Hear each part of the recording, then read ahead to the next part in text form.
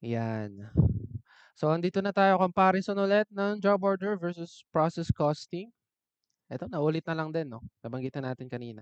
Product characteristics, unique, kay job order, so on.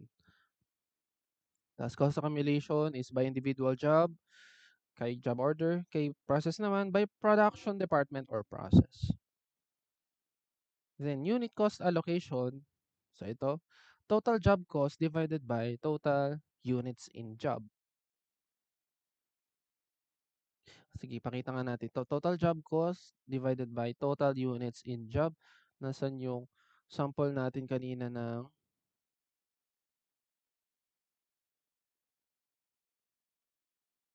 job cost sheet? Ito. Yan, yung job cost sheet kanina. So, yung total cost ng job daw is $1,800. Ayun, no? 1,800. Tapos, yung total units completed is 6. So, yung cost per unit niya is 1,800 divided by 6 units, which is 300 per unit. So, ganun lang. Okay, job order, no? Straightforward. Total job cost divided by total units in job. Okay? Kay process costing ba? Unit cost allocation is total process cost divided by equivalent units. Sobrang simple tingnan, pero yung computation ng equivalent units is complicated. Okay, kaya yan, medyo challenging si process costing. I advise you na mag-advance reading ka na kay process costing. Next, primary record, job cost sheet nga under job order. Kay process naman, production cost report.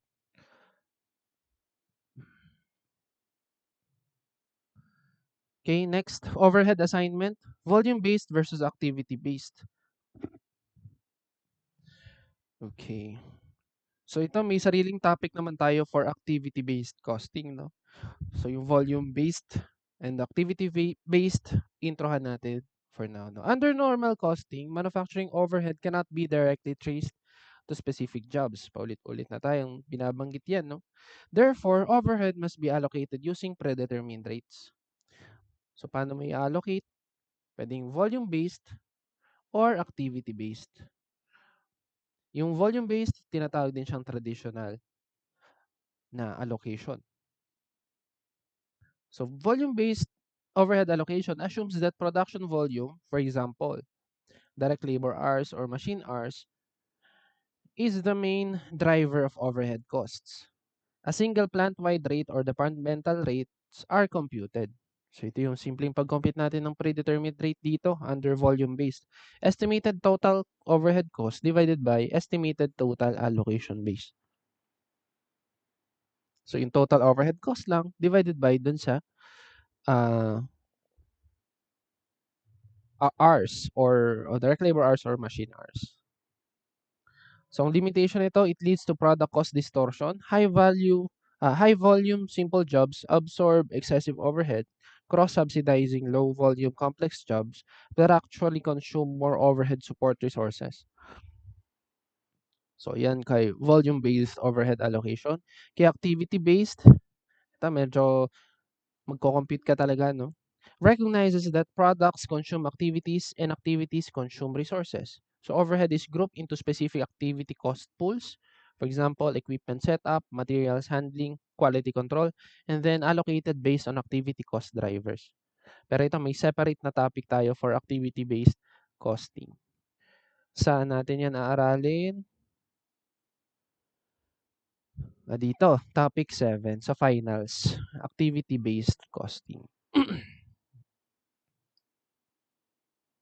Okay, so for now, ang makikita mo sa mga problems ay volume-based overhead allocation.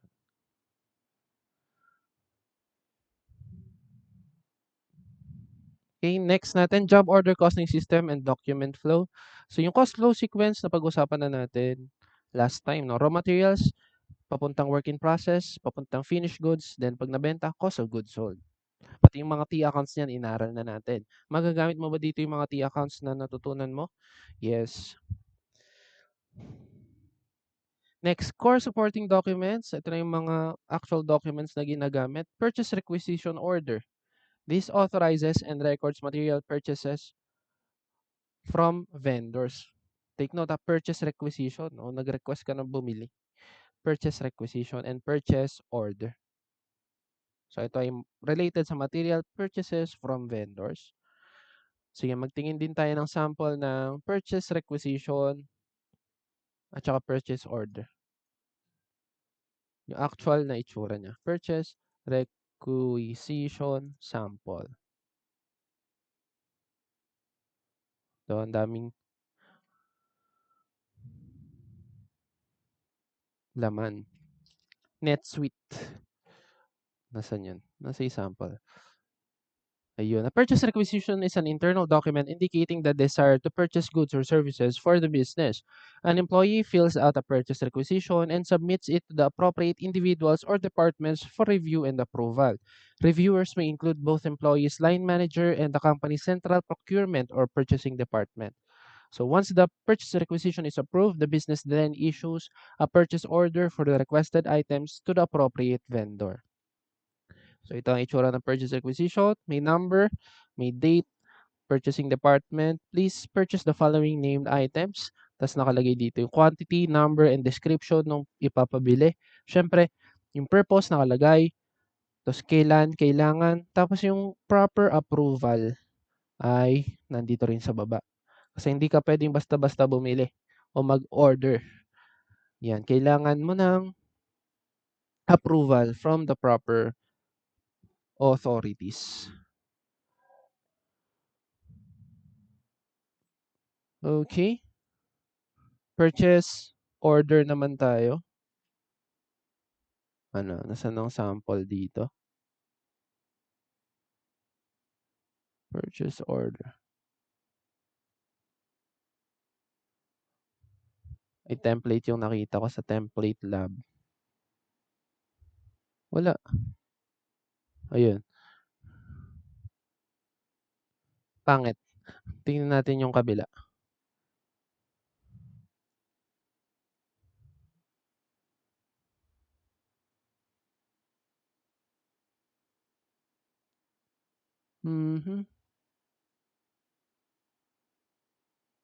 Wala kay NetSuite.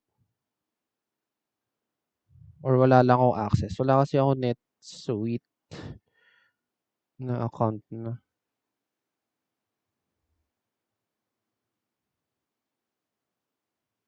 Try natin dito. Wala. Sige, yan na natin yung ibang from ibang website na lang. Purchase order example.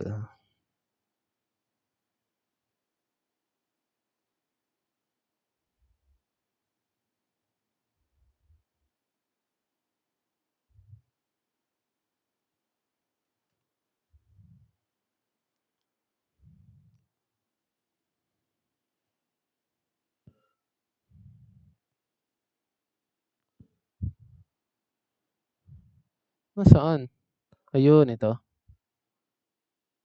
Yan. So, yung purchase order, ganito ang itsura. Tapos, ito yung binibigay kay vendor. Purchase order. Yan. Meron din description, quantity, unit price, and so on. So, yan. Purchase requisition and order. Authorizes and records material purchases from vendors. Next natin, materials requisition form naman. So, ito, ang nagre-request naman ito is yung production na, no? This tracks raw materials issued from the storeroom to specific job orders or general plant use. Okay. So, ano naman itsura ng materials requisition? Materials requisition form. Sample.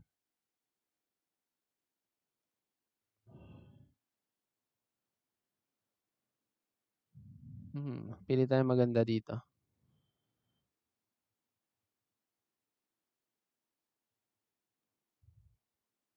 Ayan. So, ito. Yung purpose ng form is for internal use to formally request raw materials required for production operations. It ensures accurate tracking and accountability of materials used within the manufacturing or operational process. So mga nakalagay sa materials requisition form, requester name, department, request date, required by, tapos requisition details, specific item code, description, tsaka yung mga quantity. So, dyan lang din. Pati yung approvals, no? Yung mga magsasign. Okay, iyan ang itsura ng material requisition form. Next natin, employee time tickets. This records labor hours spent by workers on individual jobs or indirect plant operations. So, hanap din tayo ng sample template niyan, no? Employee time tickets. Sample.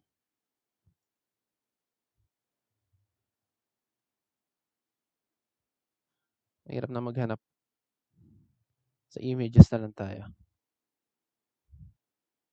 Ito, job ticket. Ito, job ticket template. Sa etsy.com. Wala. Ang dami naman. Ito. Yan. Job ticket. So, nakaspecify doon yung job name, job number. Hindi to ano. Hindi to yung time ticket kasi may materials din eh. Materials quantity. So, dapat yung labor lang. Ito ba? Employee timesheet.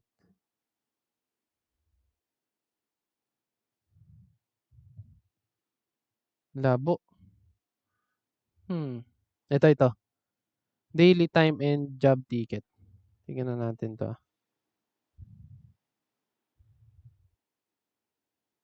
Labo din. Hirap maghanap ng sample ah. Ano na kasi ngayon eh. Ang uso na ngayon is yung digital.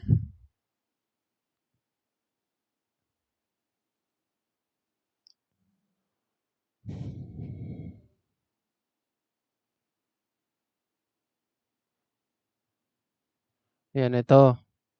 Employee timesheet. Kaya lang walang nakaspecify na job dito. So yung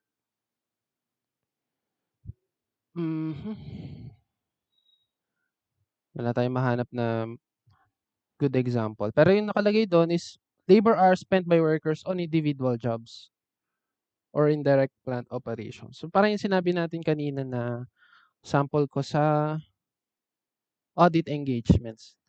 Naka-specify kung anong client, tapos ilang hours yung winwork mo. Ganun lang. Next natin, job cost sheet. Ito yung una nating pinakita. No? The master subsidiary ledger card tracking all direct materials, direct labor, and applied overhead for a given job. So, yan si job cost sheet. The next, summary of accounting procedures and journal entries. Ito, naaral na rin natin last time. The standard sequential accounting entries for a job order costing environment are summarized below. So, ito lang din yun yung inaral natin.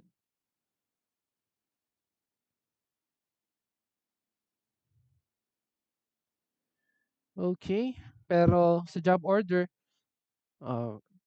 yung mga work in process inventory na yan ay separated into the jobs, no? Kunwari, work in process job 1, work in process job 2.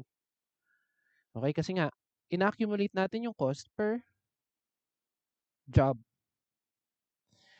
Okay? So then yung disposition of over under applied overhead, alam mo na rin yan. O, depende kung material or immaterial. So ito, basahin mo na lang on your own. Okay. Then, ito na. Number 9, practice problem and illustrative solution. So problem context. Vanguard Tech estimates annual manufacturing overhead of 500,000 and 20,000 direct labor hours. Job 202 consumes 12,000 direct materials, 8,000 direct labor, and 500 direct labor hours. So, ang gagawin natin, computein natin yung total job cost. Okay, so meron tayong direct materials. Direct material is 12,000. Direct labor is 8,000. So, yung Overhead na lang, no? Overhead na lang ang kulang. Okay? Pero given dito yung total annual manufacturing overhead na 500,000. Eh yung 500,000 na yan pertaining sa 20,000 direct labor hours. Eh out of the 20,000, magkano lang ba? O ilang hours lang bang ginamit ni job 202? 500 lang. Okay? So, 500 lang ang a-applyan mo no overhead rate. So, computein natin yung overhead rate. Simply, 500,000 divided by the total direct labor hours. So, yung formula niya nandito lang din sa taas.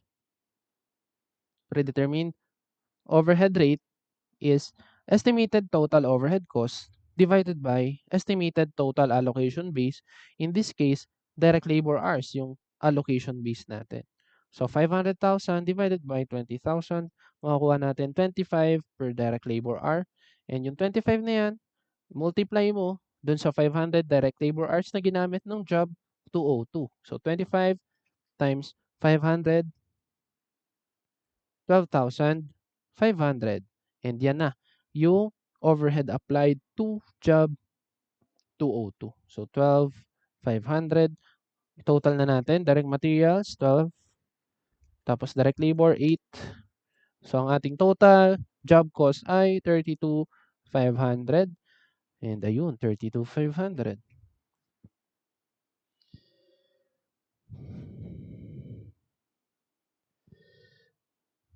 Okay, dali lang no.